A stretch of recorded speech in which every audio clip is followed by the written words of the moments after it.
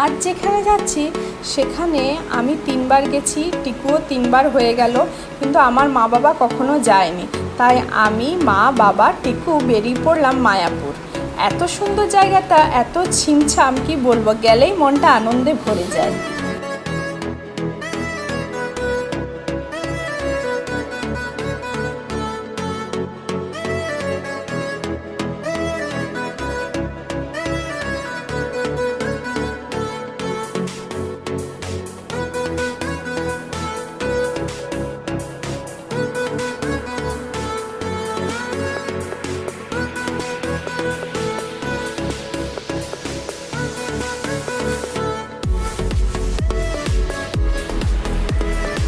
প্রথমেই আমরা টিকুকে কিছু খাইয়ে দিলাম।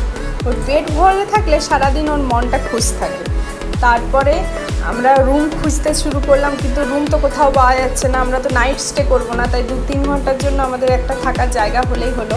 তারপরে অবশেষে পাওয়া গেল। তারপরে আমরা চলে গেলাম গদা ভবনে। সেখানে দারুণ মিলটা ছিল, সেখানে টিকু খেলো, কিন্তু এত রোদে ঘুরেছে, এতটাই ক্লান্ত হয়ে গেছে যে আর ভালো করে খেতে পারলো না। যাই হোক, আমরা একটু আধটু খেয়ে বেরিয়ে এলাম।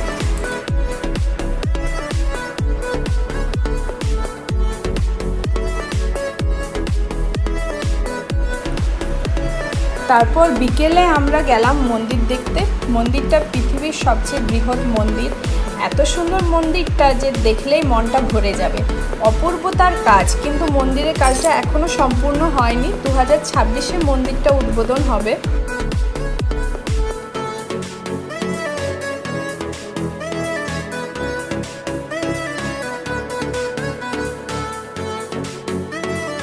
মন্দিরের ভেতরে ছবি তোলা নিষেধ ছিল, তাই বাইরে ছবি তুললাম শুধু।